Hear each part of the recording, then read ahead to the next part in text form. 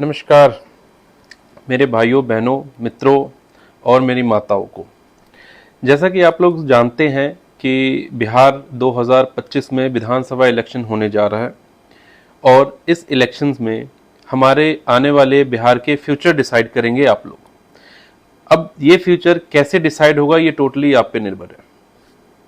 मुझे बहुत दुख होता है ये आप लोगों को कहते हुए और ये खुद सुनकर कि बिहार एक ही सबसे पिछड़ा हुआ राज्य माना जाता है अपने देश में। हालांकि 1947 में जब अपना देश आज़ाद हुआ था उस टाइम सभी राज्यों के कंडीशंस थे सेम थी। फिर भी आज कंपैरिजन देखा जाए तो बिहार सबसे पीछे माना जाता है।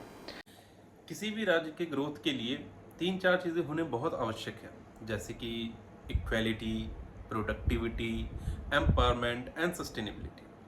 इक्वालिटी की बात करें तो रिगार्डलेस ऑफ एनी जेंडर, चाहे वो मेल हो फीमेल हो या किसी भी कास्ट का हो या उसकी इनकम मासिक वेतन जितनी भी हो, हर एक इंसान को एक प्रॉपर इक्वल अपॉर्चुनिटी मिलनी चाहिए। एम्पावरमेंट की बात करें तो वैसे ही अपने देश में एम्पावरमेंट बहुत कम है, एंड हम बिहार की बात करें तो वहाँ पे बिल्कुल ना के बराबर है। कहा जाता है कि हमारे यहाँ से सबसे ज़्यादा आईएएस आईपीएस अधिकारी निकलते होते हैं, पर उनका क्या होता जो ये नहीं बन पाते? उनके लिए क्या अपॉर्चुनिटी है हमारे पास में? देखा जाए तो कुछ भी नहीं। वो दूसरे शहर की तरफ भागते हैं, वो किसी और शहर में जाके नौकरी करते हैं, वो अपने मेहनत कहीं और लगाते हैं, उस शहर को उस राज्य को डेवलप करते हैं, उसमें उनका बहुत बड़ा योगदान होता है। हमारे बिहार में ऐसा क्यों होता है? क्योंकि वहाँ पे ऐसी कोई इंडस्ट्री नहीं है, देखा जाए काम करने के लिए कोई ऐसा क्षेत्र नहीं है। और ये सारी गलतियाँ मैं किसी और को नहीं, और की नहीं कह रहा, ये गलतियाँ सारी आप लोगों हम लोगों की है। हमने अपने सरकार से कभी इन चीज़ों की डिमांड करी ही नहीं।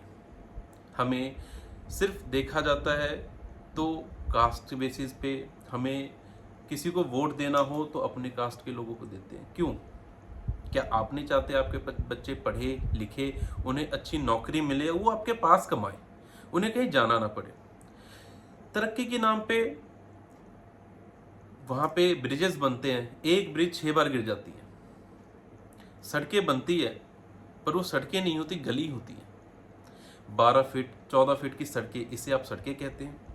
ड्रेनेज की सिस्टम देखा जाए बिल्कुल ना की बराबर है। आप जिस भी इंसान को वहाँ पे वोट देते हैं, क्या उनसे आप लोगों ने पूछा कि जी हमने आपको वोट दिया, हमने आपको अपनी कीमती वोट दिया, आपने हमारे लिए क्या करा? ये हक है आप लोगों का पूछने का। किसान हमारे यहाँ मेहनत करते हैं, मेहनत से अपने फसल उगाते हैं, रिजल्ट में उन्हें क्या मिलता है? कहीं से बाढ़ आती है, उनके फसल बह जाते हैं। उनका कितना नुकसान होता है? उनका ही क्यों, पूरे राज्य का नुकसान होता है। क्या सरकार ने इस बाढ़ को रोकने के लिए कुछ करा? अगर करा तो सक्सेस क्यों नहीं हुआ?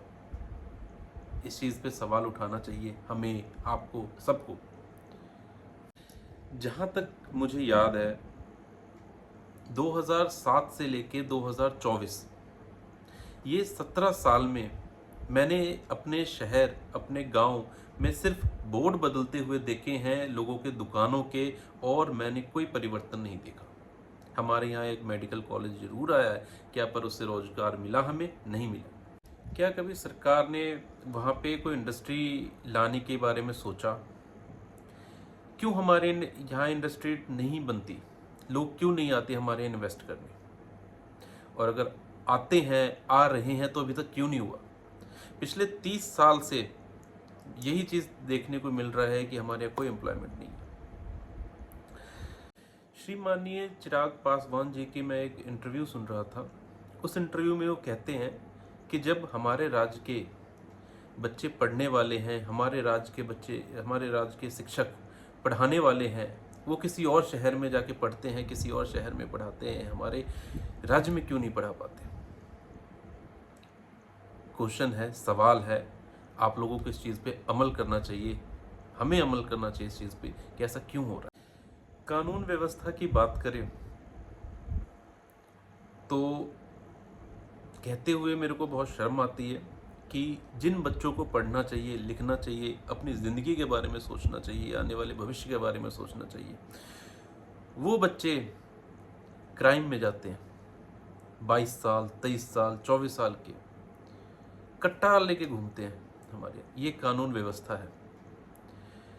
दिन दहाड़े किसी को मार दिया जाता है, शाम को कहीं जा नहीं सकते, हम सब, आप सब घर में डरे बैठे रहते हैं। क्यों? क्या ये सवाल आपने सरकार से पूछा? आपने अपने लोकल विधायक जी से ये पूछा, जिनको आपने वोट दिया है? पूछना आपका बनता है। इसके अलावा हमारे यहाँ मेडिकल फैसिलिटी को इम्प्रूवमेंट करने के लिए काफ़ी चीज़ें करनी पड़ेंगी। इन चीज़ों को ध्यान में रखना पड़ेगा कि हमारे यहाँ मेडिकल की चीज़ें भी इम्प्रूव हों, एजुकेशन और बेटर हों। हम सिर्फ डिग्री के लिए ना पढ़ें, हम अगर पढ़ें तो अपनी काबिलियत के लिए पढ़ें, जिसमें हम काबिल बने। एक पता नहीं क्यों वहाँ पे लोग समझते हैं, उनकी सोच है कि नौकरी है तो सरकारी, नहीं तो बेचो तरकारी। पर ऐसा नहीं है। सरकारी नौकरी आपको डेजिग्नेशन देती है, पर पेट का क्या करेंगे आप? कमाने के और भी तरीके हैं, कमा सकते हैं आप अपना रोजगार खुद बना सकते हैं। इस तरफ जाइए। जिनके जो सरकारी नौकरी की तरफ जा रहे हैं उनके लिए तो बहुत अच्छी बात है, पर जिनसे नहीं हो पा रहा है, आप प्लीज़ इस तरफ जाइए, अपना रोजगार खुद तैयार करिए। इस रोजगार के लिए आप सरकार से मदद लीजिए, जिनको आप वोट दे रहे हैं उनसे मदद लीजिए। चलिए, इसके बाद हम आते हैं डेवलपमेंट की तरफ।